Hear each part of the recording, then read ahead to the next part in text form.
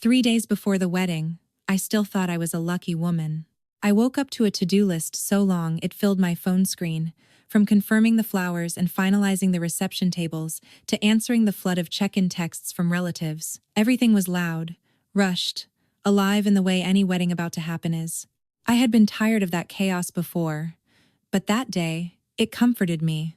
It made me feel like my life had finally settled into something steady. After years of fighting to build a home, to find a decent man, to be surrounded by a family that felt whole. Jacob Ross was the most certain part of that picture, or at least I had believed he was.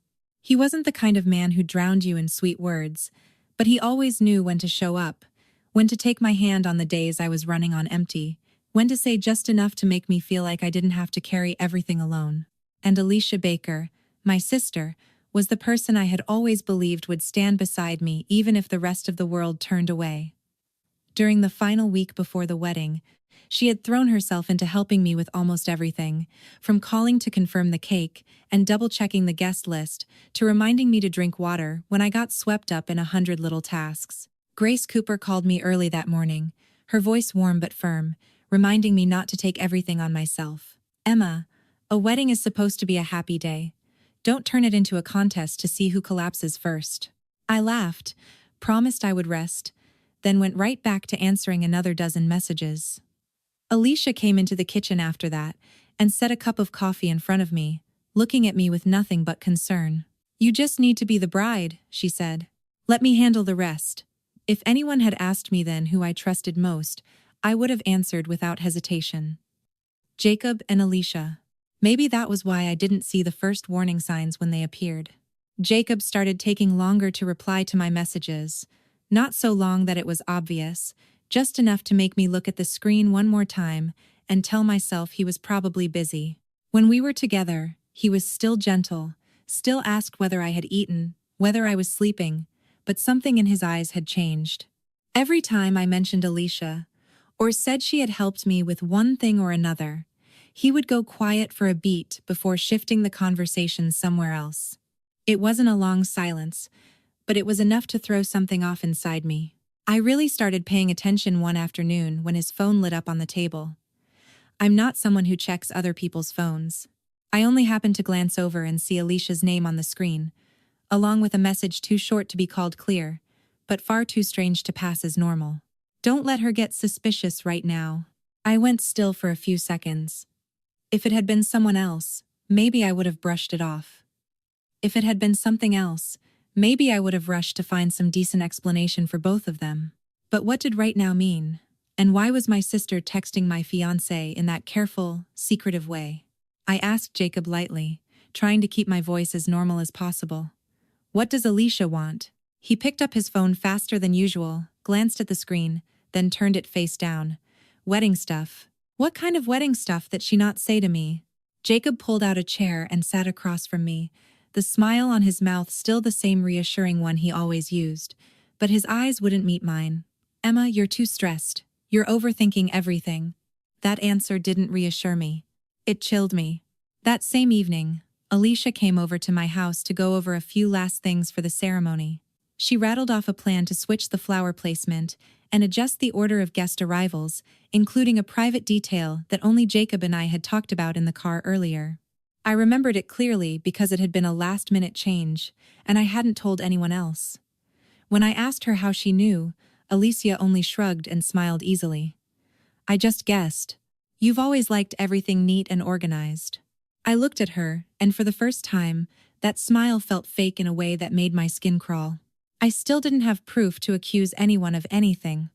All I had was the growing sense that something was moving underneath my feet, and I was the last person to know it existed. Then, the moment that truly made my heart drop came the next morning. I went back to the wedding venue because I had forgotten a folder of confirmation papers. The hallway behind the main hall was quieter than the front, with only the sounds of staff moving around mixed with chairs dragging and a distant sound check. I had just rounded the corner when I stopped short. Jacob was standing very close to Alicia, much too close for a future brother-in-law and the bride's sister. His hand was wrapped around her wrist, not in some accidental brush, but holding her there as if he was stopping a conversation from ending. I didn't hear everything that had been said before that. I only heard Alicia say in a low, sharp voice, "You promised you'd handle this." Jacob answered, "Just give me a little more time." I stood there frozen. Not because they were embracing. Not because it was some glaring scene out of a cheap nightmare. It was the hidden intimacy, the familiarity in the way they spoke to each other, that left me numb. It told me this wasn't the first time. It had been going on long enough that neither of them was clumsy about it anymore. I must have made some kind of sound, because Alicia turned first. Her eyes flicked to me, and for one brief second, I saw the panic plainly, but it disappeared so fast that if I hadn't been fully alert, I might have thought I imagined it. Then she said, with a calmness so cruel it cut, "You picked a great time to show up." Jacob let go of her wrist and stepped toward me like he was about to explain. I looked at him, heard the blood pounding in my ears like surf, but strangely, I didn't cry, and I didn't scream. Every feeling inside me had been compressed into one hard, frozen mass. If I made a scene right then, they would have time to deny it, time to twist the story until I was the paranoid one, the oversensitive bride cracking under wedding pressure. I understood that almost immediately. And I also understood that if I wanted to know how deep this betrayal really went, I had to stay silent a little longer, even if the price of that silence was the feeling of being torn apart from the inside. I picked up the folder from the table and said only one thing. "I still have things to do." I left before my knees gave out. On the drive home, I didn't turn on music, didn't call anyone, didn't let myself fall apart.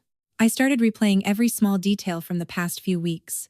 All the times Jacob claimed he was busy, all the times Alicia knew too much, all the looks that vanished the second I walked into a room. None of it felt random anymore. The pieces were fitting themselves together into a shape I still wasn't ready to name, but it was clear enough to make it hard to breathe. That afternoon, I texted Jacob that I wanted to be alone and rest before the wedding. He replied almost immediately. So quickly it felt like he had been waiting for the chance to stay away from me. Alicia also texted, asking if I needed her to come help with the final organizing. I stared at the screen for a long time before replying with one short message. No need. That night, from my bedroom window, I saw Jacob's car stop a short distance from my house, then pull away less than a minute later. He didn't call, he didn't text to say he had been there. I put on a coat, grabbed my keys, and followed him at a distance far enough not to be noticed. My heart was pounding against my ribs like a fist, but my mind had never felt so terrifyingly clear. I followed them to a place no one would have expected me to appear. And when I saw Jacob and Alicia walk into a private meeting with a familiarity so painful it made me sick, I understood that my wedding day had started being stolen from me long before I ever realized it. I stood frozen for a long time behind the half-closed door. So long that both my hands had gone numb, and still I couldn't make myself loosen my grip on my phone. At first, I kept reaching for some kinder explanation that I had seen wrong, that the kiss I saw last night had just been a moment of madness, that Alicia Baker still had enough limits left to stop before the edge. But then I heard her voice from the dressing room in the bridal studio, low and clipped, calm in a way that made my skin crawl. "You have to admit it, if this wedding goes ahead the way it's planned, Emma is still the one who benefits most. Both families are already in place, and everything's been prepared. Only one thing should be different. The person standing next to you should be me." Jacob Ross didn't answer right away. I leaned closer, my heart pounding like something was crushing it inside my chest. "I just don't want everything to blow up right now," he said, his voice tired, as if he were the victim here. "The wedding is in 3 days. The invitations have already gone out. We've received almost all the gifts, and both families' reputations are tied up in this. If Emma finds out now, she'll destroy everything." Alicia gave a soft laugh. That sound sent a cold line straight down my spine. Emma always gets chosen first. The prettier dress, more praise, and an easier life. This time, I'm not standing behind her. That was when I understood the worst part wasn't Jacob betraying me. What made me sick was hearing them talk about my life like it was a performance slot, a role where you could simply swap out the woman standing in it if the calculation made sense. I was no longer the bride in my own story. I had been reduced to an obstacle, a complication that needed to be handled neatly. I walked straight in before I could think twice. Alicia spun around. Jacob went still, but only for a beat.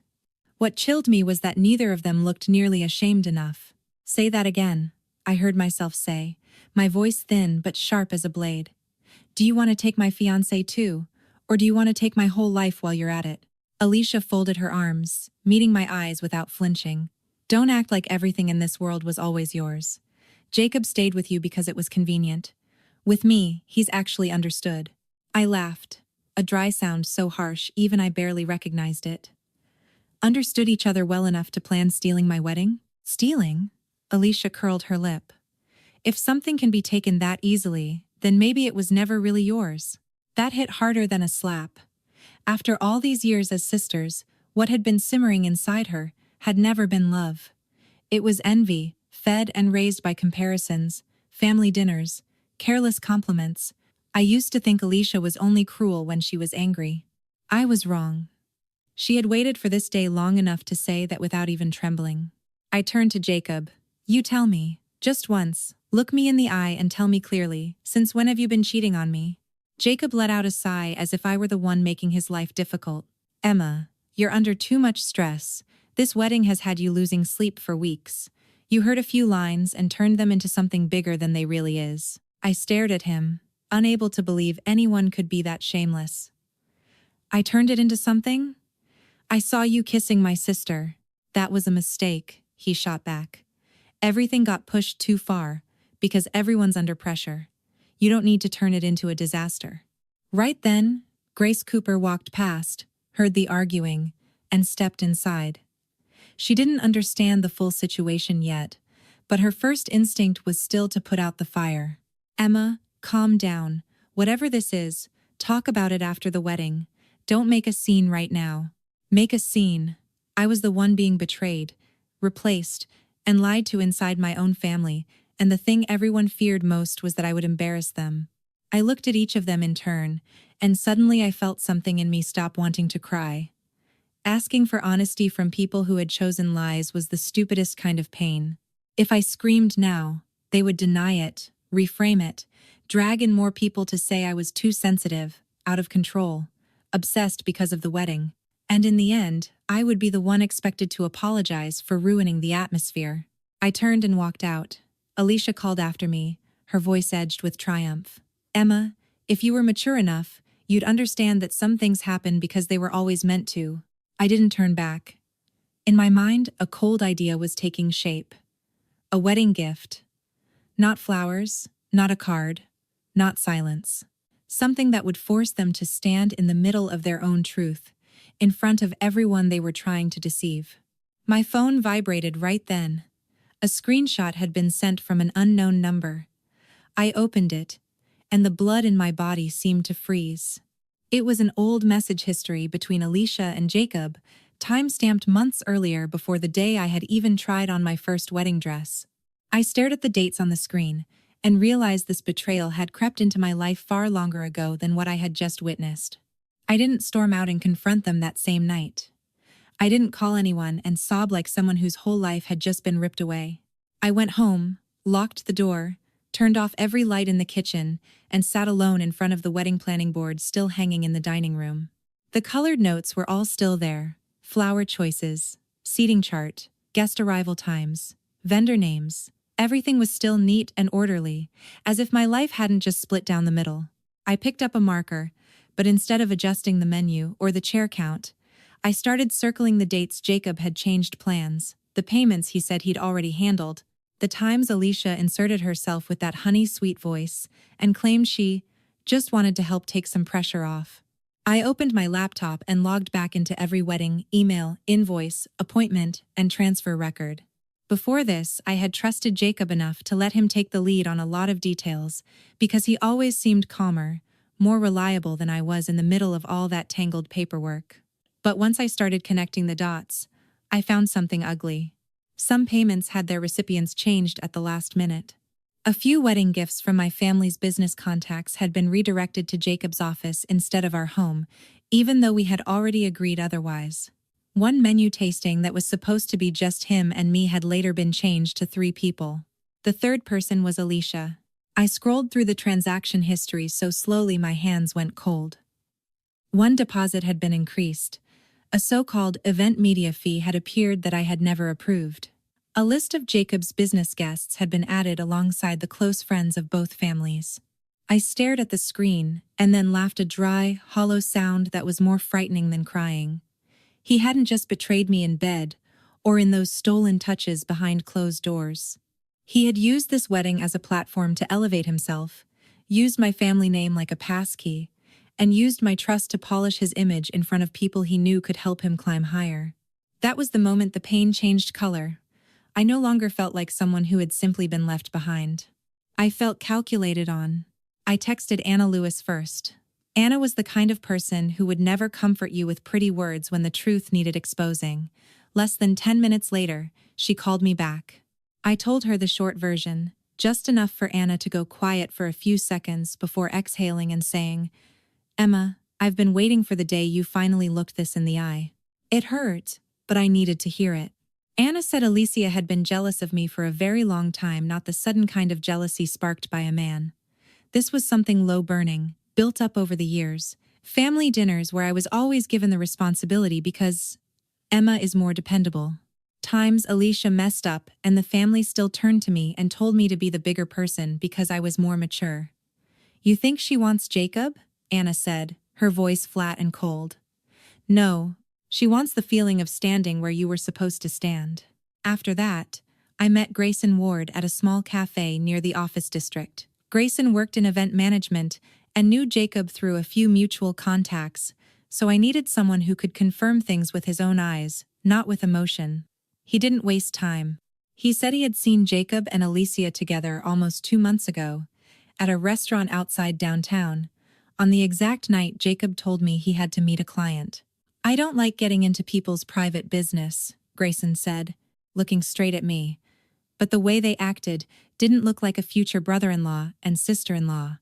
It looked like two people who were already far too familiar with each other. I sat there in silence, listening as each piece locked into place with a sound as sharp as breaking glass. When had Jacob started pulling away?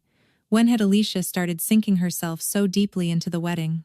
How had all those offers of, "Let me handle that for you," really worked their way into my life? This was no longer some stupid affair born out of weakness. This was a calculated takeover of space in my wedding plans, of decision-making, of my family's trust, and finally, of my place as the bride. But the final blow came from a set of documents I found in the scanned contract confirmation files. There was a financial addendum approving a service package change and a change in primary contact. The signature wasn't mine, and it wasn't Jacob's either. It was Grace Cooper's. I stared at that name for a long time, until my eyes started to burn. Grace was the person I respected most in the family, the one who had always been gentle with me since I was little, the only person who had ever told me I didn't have to be exceptional to deserve love. If I used all this evidence to expose Jacob and Alicia right there at the wedding, that signature would come into the light too. And then, whether Grace had been deceived or had only helped them by accident, she would be dragged down with them. I closed the laptop and rested both hands on top of it, my heart pounding heavy as falling stone. I had what I needed to shatter every mask in that room. The question was whether I was willing to drag someone I loved over the edge with them. The next morning, I didn't go to my mother, and I didn't call Anna Lewis, even though she had been texting me all night. I needed someone clear-headed enough not to pity me in that way that pushes you to blow everything up just for the satisfaction of it. The first person who came to mind was Grace Cooper, my mother's old friend, and the only adult around me who had never looked at Alicia Baker with indulgent eyes. She had said one very short sentence to me at the engagement party, when Alicia was clinging to Jacob's arm and smiling with too much intimacy. "Some people don't want to be loved. They just want to win." Back then, I thought she was harsh. Now, I understood that maybe the only harsh person was also the only one who had seen things clearly. I drove to her little flower shop at the end of the street. Grace Cooper was trimming the wilted leaves off a bundle of hydrangeas, her movements slow and exact. She looked up at me and didn't ask a single unnecessary question.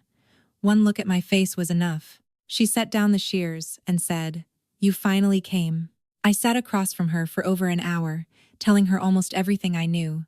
The kiss behind the half-closed door, the deleted messages, the missing money. The way Alicia had slowly inserted herself into everything, as if this wedding had been waiting all along for her to step into my place. I thought that once I said it out loud, I would break down and cry. But strangely, I didn't.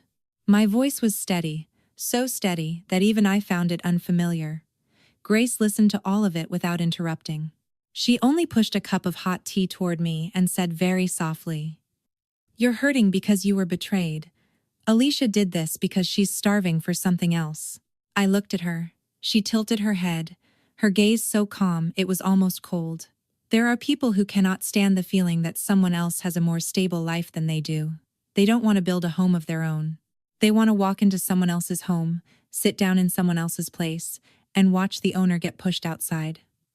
Jacob is just the excuse. What Alicia has always wanted was never that man. It was the feeling of stealing something that belonged to you. The words went into me like a thin blade. Painful, but precise. In my mind, every small thing from the past several years came back at once. I chose a graduation dress, and Alicia bought one almost exactly like it. My first job finally became steady, and suddenly she announced she was applying in the same field. Even the apartment I managed to rent at a good price had made her toss out that half-joking, half-serious line, "How do you always get there one step before me?" I had called it sibling rivalry, childishness she hadn't outgrown. I had been wrong. None of it was accidental. It was a habit of living by placing herself exactly where someone else already stood. I clenched my hands, my throat burning. So what should I do? Call off the wedding right now? Grace shook her head immediately. "If you make a scene now, you lose." She spoke very slowly, every word like a nail being driven into the table. "Alicia and Jacob are relying on something filthy but effective image. All they have to do is look a little remorseful and say it happened because of feelings they couldn't help, that you found out and flew into a rage, ruined the wedding, threw both families into chaos. Then you become the bitter one, and they get to wear the clothes of victims." I bit my lip hard enough to taste blood. I hated that she was right. I hated having to sit still while every cell in my body wanted to rip everything apart. But the more I thought about it, the more I understood that if I threw my pain out too soon, they would use it as proof that I was out of control. And then the truth would no longer be the center of the story. I would become the story, and they would become the ones people pitied. Grace looked straight at me. "Do you want to win with screaming, or do you want to win with the truth?" I lifted my head. For the first time in 3 days, I felt like my mind was no longer being held underwater. "I want them standing in the middle of a room full of people with nowhere left to hide." She nodded, as if that was the exact answer she had been waiting for. From that moment on, everything began to take shape. I did not cancel the wedding. I did not confront anyone. On the surface, I was still Emma Hughes, the bride finishing the last details for the big day. I answered messages, confirmed the flower delivery time, checked the seating chart, and even smiled when Alicia sent me a picture of herself trying her hairstyle again and asked, "Do I look too old like this?" I stared at the picture for a long time before replying with exactly 2 words, "It suits you." Inside, I began arranging each layer of the truth. What needed to be made public in front of everyone, and what I would hold back so that if they denied it, I could slam it down on the table. The hotel receipt, screenshots of messages, the audio clip of Alicia saying, "At least I won't have to go through all the trouble of planning everything from scratch." The receipt from the joint account Jacob had secretly used to pay for a different ring resizing. I wasn't collecting it like a madwoman. I was organizing it like someone reconstructing the scene of a robbery committed by thieves who thought they were too clever to ever get caught. Then the wedding gift came to me almost fully formed. A beautifully wrapped box, placed exactly where everyone would assume it was the bride's final gesture of blessing. Inside would be no ribbon, no crystal. Inside would be copies of everything they wanted to keep hidden, along with one object so symbolic it bordered on cruel. My grandmother's pearl earrings, the very thing Alicia had begged to borrow for the engagement party and that I had refused because they were a family heirloom I planned to wear on my wedding day. She had never wanted them because they were beautiful. She wanted them because they were mine. This time, I would place them in the box with my own hands, not as a gift, but as a reminder. There are things she might snatch on the surface, but their origin would never belong to her. Late that afternoon, I had just walked out of the print shop when I saw Jacob leaning against my car. He wasn't smiling the way he usually did. His eyes lingered on my face longer than normal, as if he were trying to read a line that had only just appeared there, something that had never been there before. I walked toward him, still holding the paper bag with the printed copies inside, my expression so calm that even I found it strange. Jacob spoke in a very light voice, almost casual. "You've been awfully quiet lately, Emma. What are you hiding from me?" In that exact moment, I understood one thing. He had started to smell danger, and from now on, I would not be the only one hunting for the truth about them. Jacob had started hunting too, trying to figure out what I was holding in my hands. After meeting Grace Cooper and locking down the basic shape of the plan with Grayson Ward, I stepped into the strangest days of my life. On the outside, the wedding schedule kept moving like a machine no one dared stop. My phone lit up nonstop, with messages from relatives, vendors, friends asking about timing, confirming seats, reminding me to rest and save my strength for the big day. On the inside, I felt like I was standing inside a cage, built from two words: appearances. It had no bars, but every sentence from my family became another lock. My mother sat across from me at the kitchen table, sounding more tired than angry. She said, "Emma, one thing at a time. Get through the wedding first, then deal with the rest. Don't make this bigger right now."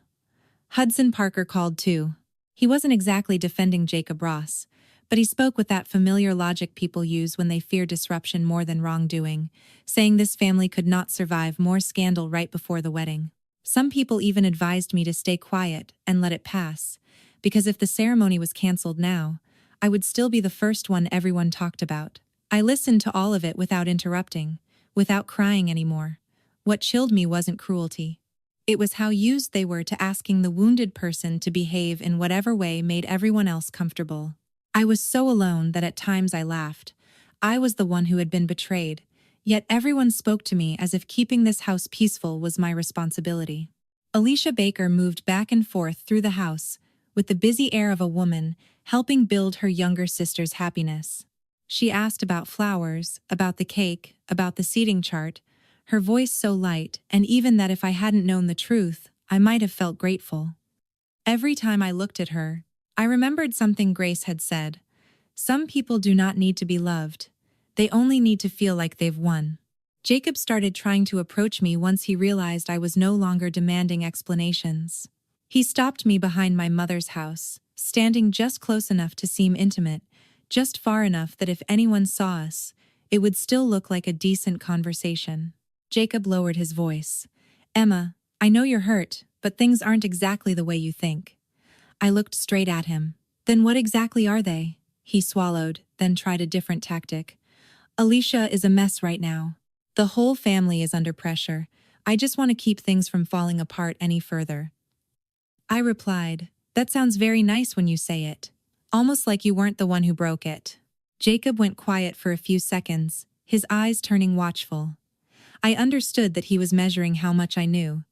Before, all it took was for him to take my hand and sigh, and I would soften. Now, all I saw was a man trying to patch his image back together with sentences that were half confession and half denial. He continued, "If you still want to get married, I'll make it right." I let out a small laugh. "There is nothing left for you to make right with me."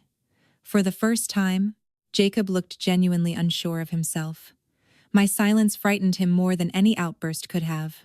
That night, I locked my bedroom door and spread all the evidence across the table in the exact order Grayson and I had agreed on.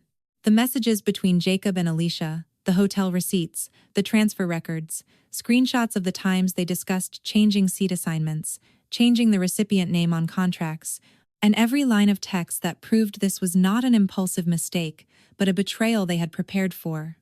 I separated everything into layers. The first made people suspicious, the next forced them to understand, and the last gave no one any room to deny it.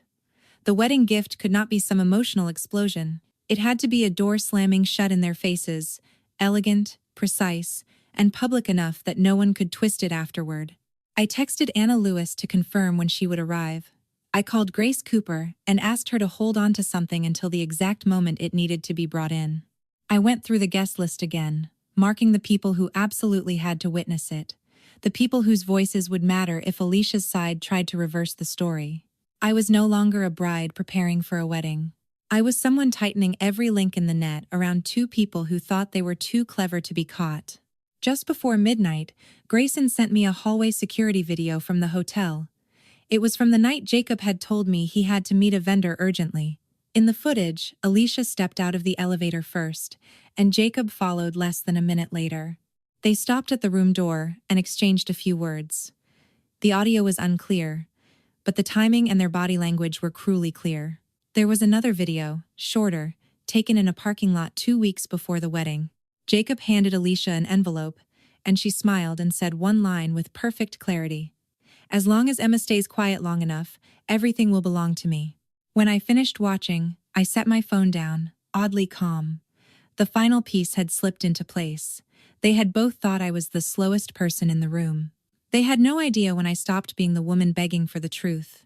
The next morning, Alicia leaned close to my ear, while the whole family pretended to stay busy with the last-minute wedding preparations. She smiled, her voice so sweet it made my skin crawl. "Some positions were never yours to deserve in the first place." I held her gaze for a beat longer, then smiled too. In my mind, one thought rose with perfect clarity. Yes, because the bride's seat today was no longer where I intended to stand. It was where she was about to be exposed. That morning, I arrived at the wedding hall nearly an hour before the ceremony was due to start. Everything was unfolding exactly the way a beautiful wedding always does. The flowers were being adjusted into perfect symmetry, the glassware lined up in neat rows, servers moving quickly but lightly on their feet, both families smiling and chatting just enough to keep the atmosphere cheerful. If you were only looking from the outside, you never would have guessed the entire place was stretched tight as a wire at its breaking point. Jacob Ross stood near the stage, looking calm in a way that felt almost artificial. He shook hands with a few older guests, bowed his head now and then to accept their congratulations, his face still carrying that polished courtesy that had once made me believe I had chosen the right man. Alicia Baker, meanwhile, stood among a group of friends, smiling brightly, the kind of smile worn by someone who thinks she has already won. Her confidence was slick, almost offensive, as if in the past few days, no secret had ever come close to suffocating her. When I walked in, several heads turned at once. Some people looked surprised, some uncomfortable, some looked at me the way people look at a threat they hope can still be calmed down. My mother tightened her grip on the strap of her purse, trying to keep her face neutral.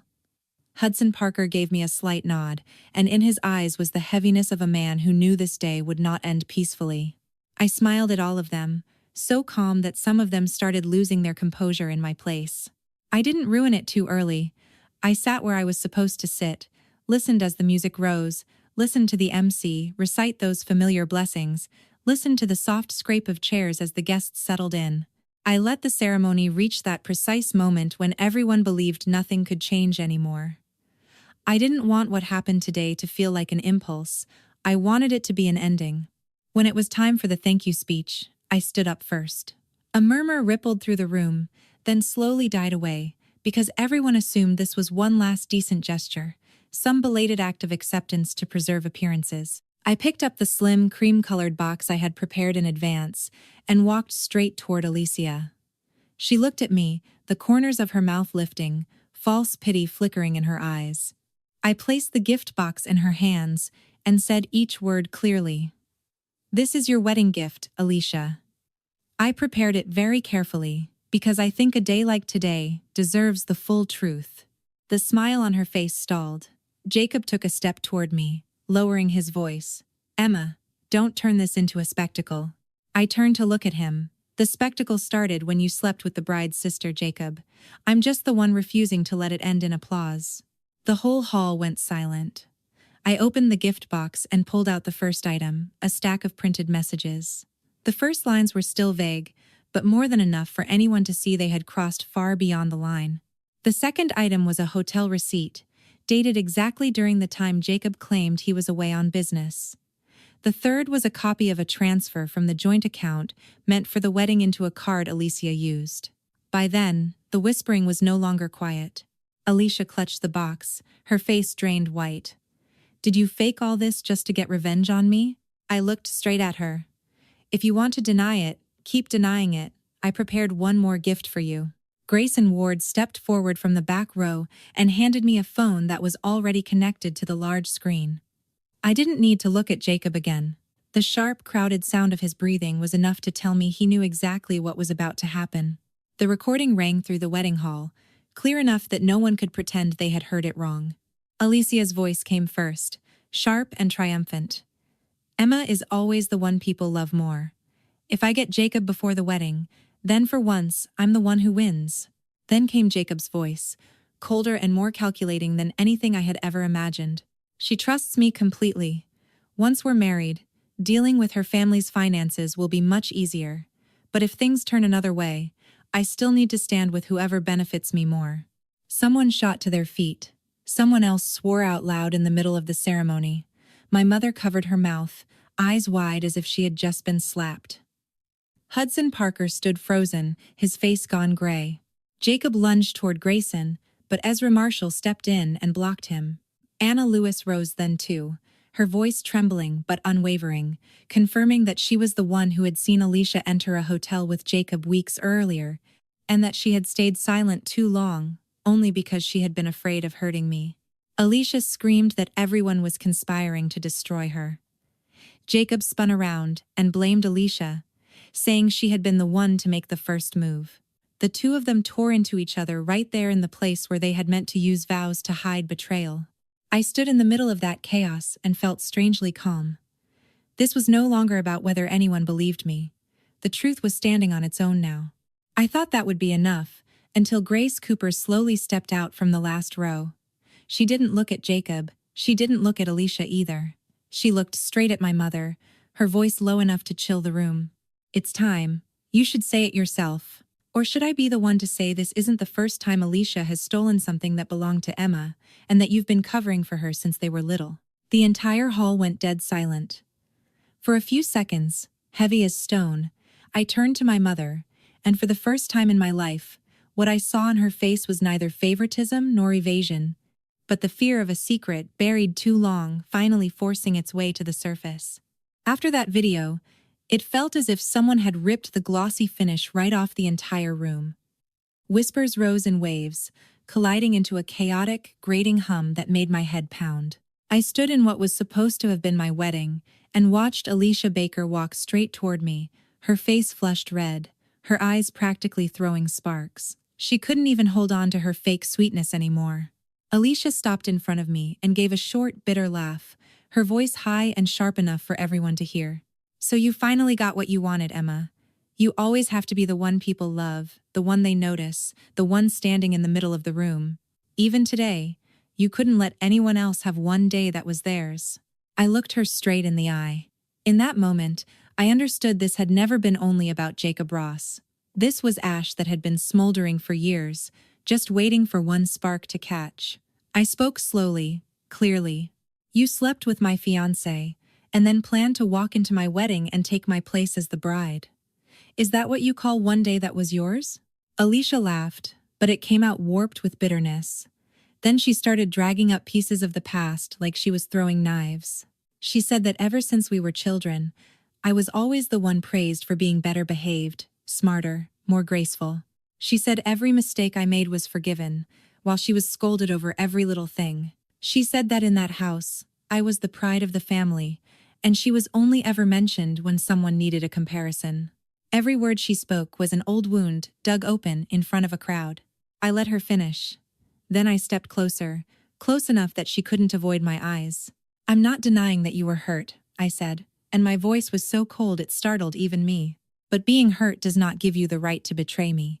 Being compared does not turn your deliberate attempt to steal my fiancé into something tragic. You are not the victim in this, Alicia. You're the one who made the choice. She froze for a beat, then pointed sharply at Jacob as if she wanted to drag him down with her. You told me you didn't love her anymore. You said you were only marrying Emma because everything had already gone too far. That was the moment Jacob finally showed who he really was. He stopped trying to sound calm. His face darkened, his eyes turning cold with anger. He looked at me as though I were the one who had ruined his life, not himself. Satisfied now, Emma? You've destroyed everything just to prove you were right. Do you have any idea what you've done? Look how many people are watching. Everything I built has turned into a joke. The moment I heard that, the last thing I still had left in me for him went out completely. Not because he had betrayed me, but because even now, what he regretted most was the damage to his image, not what he had done to me. Yes, I said. I do. I just stopped myself from marrying a man who only knows how to love himself. Jacob clenched his jaw, ready to keep going, but an older voice, firm and unshakable, cut through everything. That's enough. Grace Cooper stepped out from the front row. She didn't raise her voice, but the hall fell silent almost immediately. She looked at Alicia first, then at Jacob, and finally at me. There is something that needs to be said today, because the silence of the adults has already ruined far too much. My hands tightened until they hurt. Grace let out a heavy sigh. Her voice carried the weight of years. She said that Alicia had always been the child whose emotions were left unattended for too long, not because I was more perfect, but because the adults in the family had been too permissive with her anger. Every time Alicia did something wrong, people soothed her because they were afraid she would spiral even further. Every time I was hurt, people told me to give in a little because I was the understanding one. The whole family had raised something terribly warped, turning my endurance into an obligation and Alicia's selfishness into something that needed to be protected. Hudson Parker slowly rose to his feet too. He looked straight at Jacob. And you? I gave you the chance to tell the truth before you walked in here. You chose to lie until the very end because you needed this family, this relationship, this image. You never loved Emma the way a decent man should. No one had any room left to deny anything. I looked around the room and, for the first time, saw clearly who was avoiding my eyes, who was ashamed, and who was truly hurting for me. Family was no longer just the people bound to you by blood who stood by each other at any cost. Family was the people willing to tell the truth, even when it made them look bad. I took off my ring and set it on a nearby table. The sound was soft, but to me it was like a door closing behind me. I turned to Alicia, my voice calm to the point of cruelty. From today on, I am no longer carrying the burden of being the understanding one for you. Then I looked at Jacob. And you are nothing to me anymore. I walked out of the wedding hall, leaving behind the shouting, the arguing, the sound of a crowd that had just lost its excuse to keep pretending. By the time I reached the corridor, Grayson Ward caught up with me. He didn't say much. He just handed me a thin envelope. He said Grace had asked him to hold on to it and told him to give it to me only when everything was truly over. I opened the envelope with fingers that were still trembling. Inside was a small card, written in Grace's slanted, steady hand. Emma, losing this wedding does not mean losing your worth. When I finished reading, I stopped cold in the empty hallway. Behind the card, there was one more note, even shorter, and it made my heart slam so hard it caught in my throat. And there is one final truth about your mother that you need to know. It was only after that day that I understood a ruined wedding doesn't end when the guests go home. It keeps going in the phone that won't stop vibrating, in the messages that sound half concerned and half curious, in the looks from people who don't know whether to pity you or avoid you. Some people called me just to hear more details, as if my pain were an interesting story to repeat over dinner. Others sent one very short text, "Are you okay?" and left it there, which was enough to tell me they were sincere. It was only after everything blew apart that I saw every relationship around me more clearly than ever. Anna Lewis was the first person to come to my apartment without asking whether I wanted to go over the whole story again. She just brought hot food, sat down beside me, and said, "If all you want to do today is sit here in silence, I'll sit here with you." Grace Cooper called me every night for a week, her voice slow and steady, never taking sides, never lecturing me about being strong. She just reminded me to eat, to sleep, and not to feel ashamed for trusting the wrong people. Hudson Parker handled the rest of the practical chaos, helping me deal with the venue, sort out the refunds that could be recovered, and cut through the remaining paperwork tying me to that disaster. Their kindness wasn't loud, but it was what kept me from falling any further. In those first few days, I still woke up feeling like there was a rock pressing on my chest. I felt humiliated. I felt angry. I felt stupid for not seeing it sooner. Sometimes I would stand in front of the mirror for a long time, looking at the woman staring back at me and asking why she had let things go that far. Then I understood that healing doesn't begin with forgiveness. It begins with admitting that yes, I was truly hurt, that yes, I had truly lost something, and that I had every right to grieve it. Once I was calmer, I looked back at the wedding gift I had left behind. Its value was never in humiliating Alicia Baker and Jacob Ross in front of a crowd. If it had only been revenge, that satisfaction would have passed quickly, and I would still be trapped in the same mud. What really mattered was that the truth had finally appeared under its real name. Betrayal was betrayal. Lies were lies. I was no longer standing there as the bride whose place had been stolen. And I was no longer forcing myself to protect the appearance of a story that had already rotted from the inside. I was the person who stopped in time, before that lie became my whole life. As for Alicia and Jacob, I didn't need to keep track of how much they lost after that fall. I only knew that some of Jacob's contracts were pulled, and some of his business relationships began to keep their distance. Alicia no longer received the same easy protection from the people who had always defended her out of habit. In the family, some people stopped calling me the one who made everything into a bigger drama than it was. They didn't apologize with beautiful words, but something in their eyes had changed. For me, that was enough. Real consequences last longer than any dramatic punishment ever could.